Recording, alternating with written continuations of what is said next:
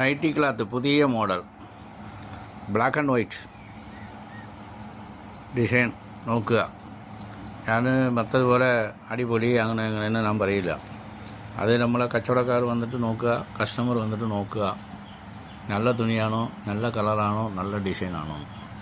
പിന്നെ ചിലർ ശത്രുക്കളൊക്കെ വെറുതെ എതിരായിട്ട് പറയും, അത് സുഖമല്ല അങ്ങനെ അങ്ങനെ അങ്ങനെ ആളൊക്കെ പറഞ്ഞു വിട്ട് ഇങ്ങനെ കളിക്കുന്നുണ്ട് ആൾക്കാർ.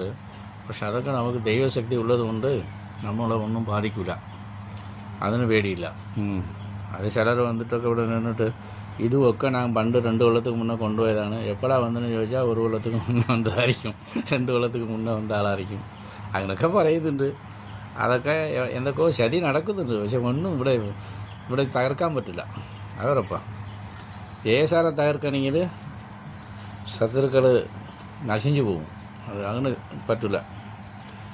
എളുപ്പം സാർ ഇത് ദൈവശക്തി ഉള്ളതാണ്, ദൈവ അനുഗ്രഹമുള്ളതാണ്. കാലത്ത് ഈശ്വരൻ്റെ അനുഗ്രഹത്തിലുള്ളതാണ്.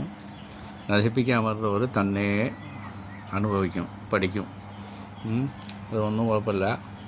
നിങ്ങൾ പറയും നമ്മൾ സ്വയം തൊഴിൽ വിജയിക്കണം. ഇവിടെ സ്വയം തൊഴിൽ പാടില്ല, അത് പുറത്ത് പറയാൻ പറ്റാത്ത ഒരവസ്ഥയാണ്.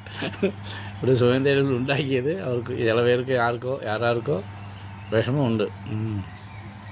അപ്പോൾ അവർ പല രീതിയിലും ചതിക്കാൻ നോക്കും. അത് നമ്മൾ ശത്രുക്കളെ നോക്കിയിട്ട് കാര്യമില്ല, എല്ലാം ഈശ്വരൻ ഷെയർ വന്ന് നോക്ക്.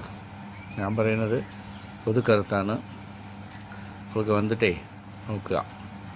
ഇത് നൈറ്റി ക്ലാത്താണ് കേട്ടോ, എൻ്റെ അറിവിൽ നല്ല ക്ലാത്താണ്.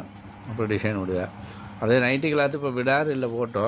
അത് ചിലരിങ്ങനെ നൈറ്റി ജയസാർ നൈറ്റി ക്ലാത്ത് നിർത്താൻ പോവുകയാണ് അങ്ങനെ ഇങ്ങനെ പറയുന്നുണ്ട്. കേട്ട് നമ്മളോട് സ്നേഹമുള്ള കച്ചവടം ഉണ്ടാക്കിയവർ, സ്വയം തൊഴിലിൽ വിജയിച്ചവർ പറയുമല്ലോ, എന്തായാലും അത് മനസ്സിൽ ഉണ്ടാവില്ലേ. ഇവിടെ വയനാട്ടിൽ അങ്ങനെ ഒരു പരിപാടി ആരും തുടങ്ങിയിട്ടില്ലല്ലോ, ഇവിടെ എത്രയോ പേരുണ്ടല്ലോ. ഇത് നമ്മളല്ലേ തുടങ്ങി വിജയിച്ചത്. അത് നശിപ്പിക്കാൻ ആൾക്കാർ ഇറങ്ങിയിട്ടുണ്ട്.